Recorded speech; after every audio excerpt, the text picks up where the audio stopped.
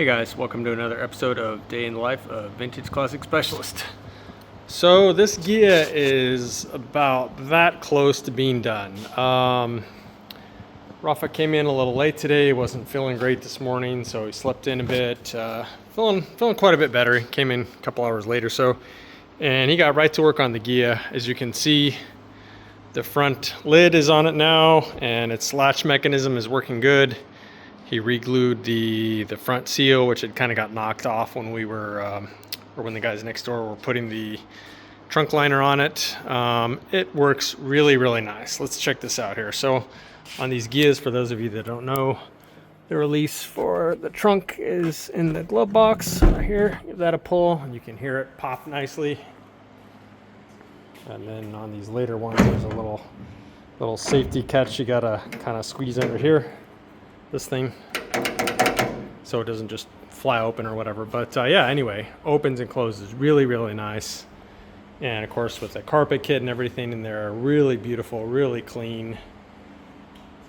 Just so much better than when this car came in. I can't even say. This thing was so bad. Those of you that haven't seen the early days of this car, go back and check some of my early videos where it shows this thing more like it came in. You'll see exactly what I'm talking about.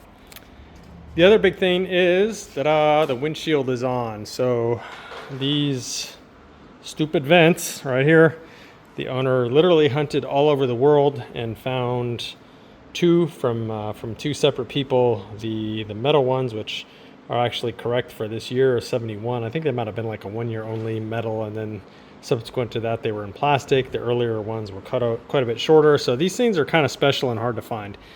Anyway, he got two metal ones, really nice shape. We had them powder coated. Rafa installed those. That was literally the only thing keeping us from putting the windshield in.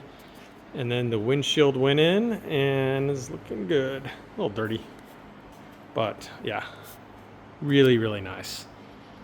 The other thing is that, as you probably know, for those of you that follow it at least, we got a replacement mechanism for the rear hatch latch. Yeah, that came in, and I had it zinc plated last week and seemed to be working really nice. Rafa went ahead and put that in. So for those of you, again, that don't know Ghias that well, the rear hatch releases from here. So I'll give this little guy a pull, and you can hear it do its thing. And there you go. Huh? So looking good. This engine, I never get tired of looking at this engine. And likewise, when you close it, just give it a little push. Doesn't take much. You don't need to slam these things if everything's lined up good. Pretty much just a little pressure from your hand. You'll hear it click. Boom, it's latched. So pretty much what's left on this car is the steering wheel. The owner brought in a really beautiful steering wheel on it with a wood rim that kind of matches nicely with the dash. And then I'm waiting on, from Karma Ghia Parts and Restoration, a little surround for these things, and then the little finger guard that kind of goes there. So those should hopefully be in a day or two.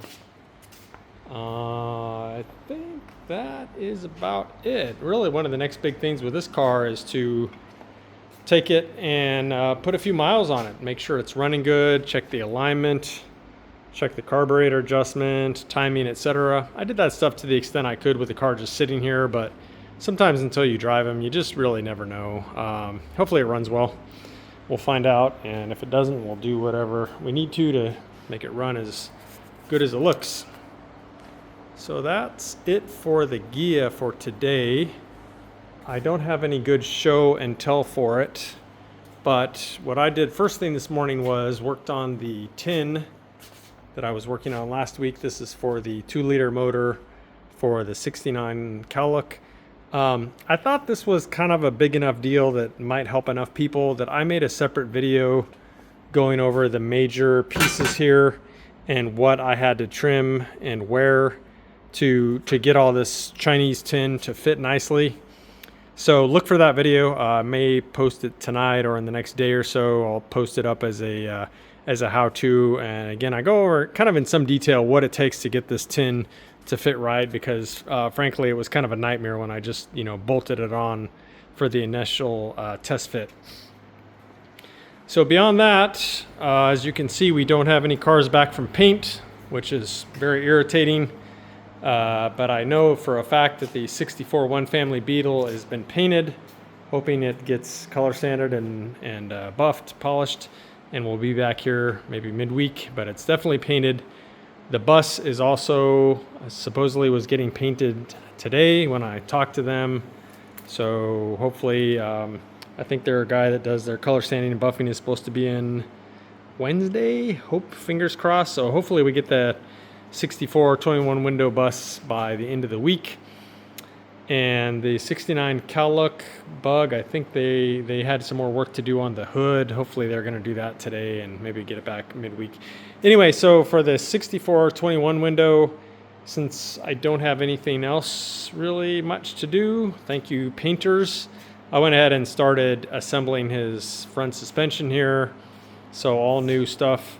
This is a 2-inch narrow adjustable beam and rebuilt steering knuckles, and most everything's already painted, powder coated, so going together pretty nice. Had to put the torsion leaves in, which can sometimes be a bit of a pain. These weren't too bad. And here's the spring plates. Again, this bus has a Beetle axle conversion, so essentially the reduction boxes are deleted, so you end up using a Beetle style axle that comes out straight and runs through the spring plate like on a Beetle. So this bus is going to be lowered a bit between that and the front beam. So started assembling that, pulled his front rotors out of their packaging, cleaned them up a little bit, degreased them, shot a little paint on them, put the bearing races in those, so those are pretty much ready to have their bearings packed and put in, and placed an order for Wolfsburg for all the stuff that I figured out I was missing for this, like the seals that go here and some other things. Made a trip to the hardware store, got a bunch of hardware to put this thing together. So hopefully tomorrow this beam will be pretty much assembled and ready to slap on the bus when the bus comes in. And gotta have something here to keep me busy. So that's it for today, guys. Thanks for watching, and we will see you again soon. Have a good night. Bye.